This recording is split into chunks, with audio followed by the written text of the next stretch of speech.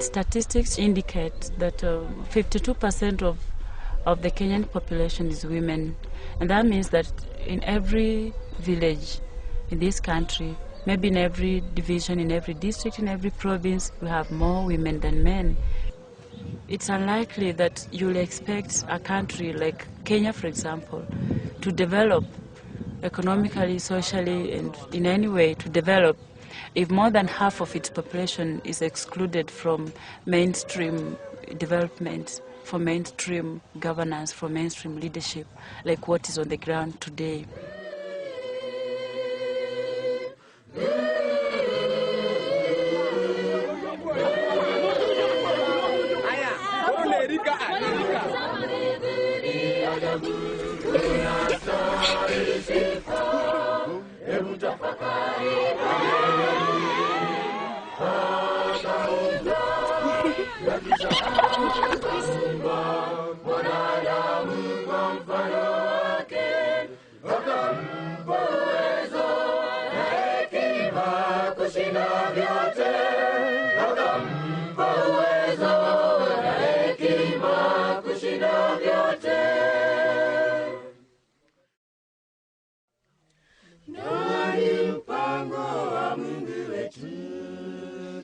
Pale shambani mwa Edeni alisema kwamba ni kitu chema mtu akiwa. My name is Violet Barasa. I'm a student here at Egerton University. I'm in 4th year. I'm doing my last semester. My major is literature and my minor is English language. I do a little bit of correspondence for Kenya Broadcasting Corporation while I'm a student. And that has given me an exposure into the current existing gender disparities between men and women, and by extension between the girl child and the boy child.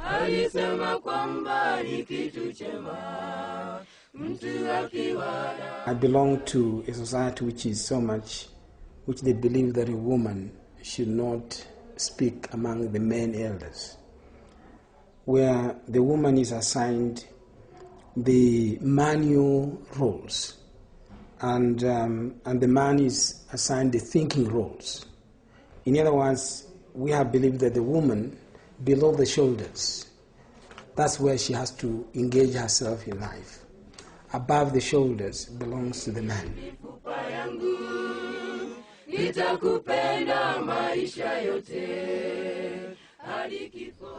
In Kenya and in most of our Kenyan communities, the girl child is disadvantaged in all ways. She is left out, excluded in most forums of public life.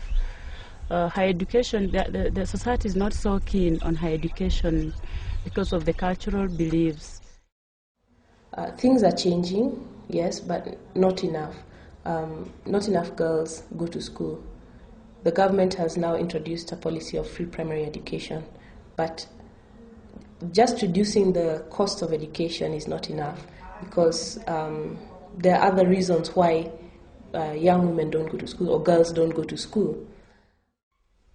It's hard for the girls actually to pursue their education. There are so many obstacles which are keeping them out, and you'll find that most of them, they get kids when they are still in primary, and that's the end of their education, so they get married when they're still very young.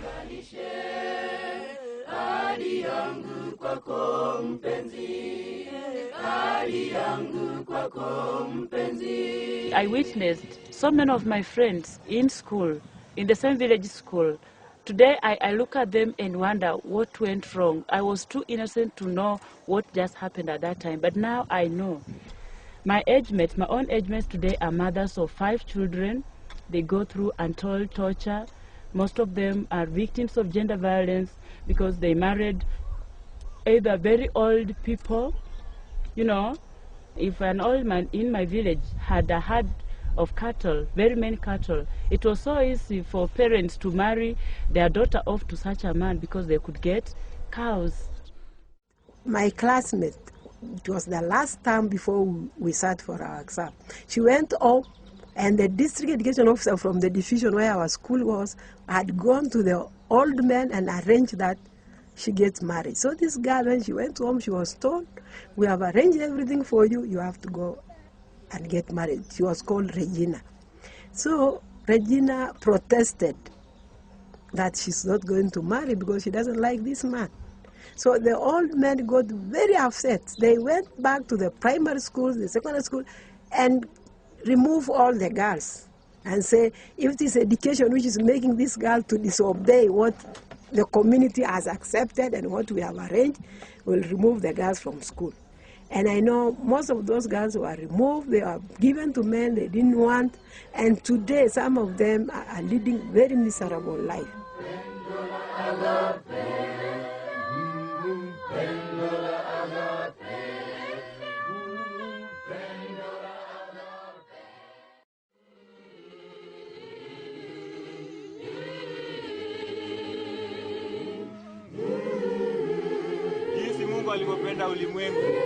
My background and my life experience as a girl who always wanted to prove a point. I wanted to always tell people in my village that it was not a waste to educate me, and that my father chose a right thing by going out of my way and doing what not so many, even female students, have done. I've been very aggressive in trying to change the perception, because I always thought that if I ever failed in any way, it would be a reason for people back in my home, back in my village, to point fingers and say, see, this is what we said, hasn't she failed? So I always struggled, to change that perception once and for all.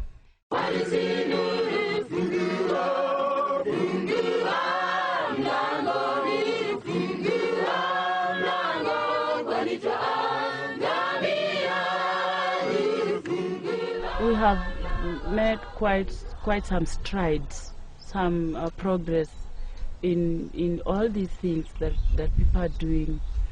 And today we have 30% women representation in managerial positions in all government institutions.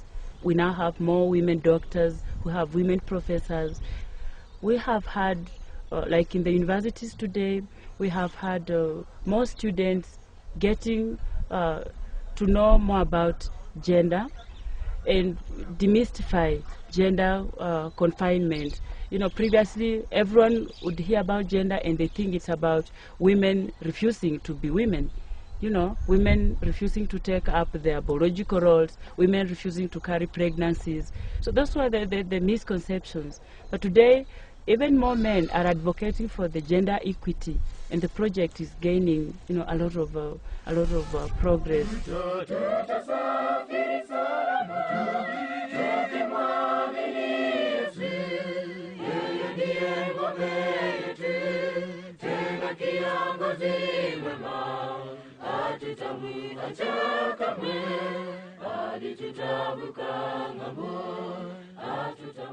Gender and women issues present themselves when we have the two genders, and then there's a necessary competition.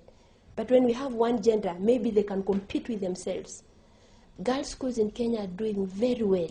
Some of the best schools in Kenya, government-run schools in Kenya, are girls' schools. When they are mixed, then a lot of other issues come in, social issues, and really it, makes them lose focus of the studies they need to do. Today we are paying school fees at the institute of for about 28 girls from all over in rural villages, needy but bright. And we as students, we have solicited funds in our small ways to keep them in school.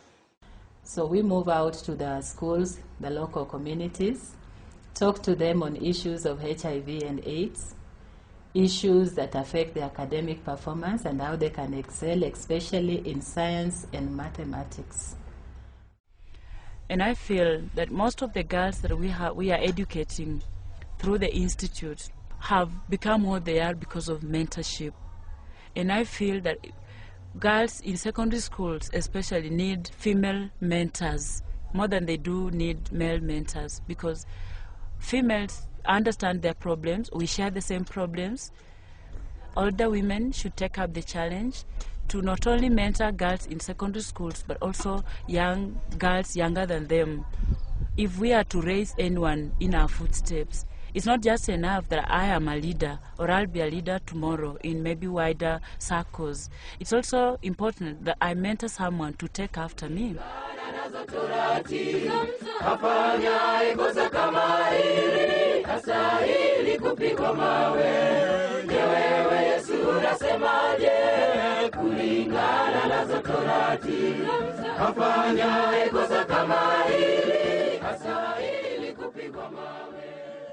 Everyone is asking, why are you leaning so much on the girl child? And we are saying that they are the most disadvantaged. All the girls I meet, I tell them, you must have an education. Fight your way through and get an education. Because you don't have anything else. You have no land, you have no inheritance, you have nothing. The only thing you have is yourself and your head. If you can use it and get an education, at least you'll start from somewhere. If women can be helped actually to rise into that status where they can be influential to other people, the whole Kenya as a country will really change. The women in the United States have fought and have created space for themselves. If you are qualified, the space is there. I tell the women, we have to fight for this space. We have to get the space, it's ours. But I'd just like to make this appeal that we must be aggressive in today's world. We must know our rights and we must aggressively grab what is ours. That will not be given anything when we are seated.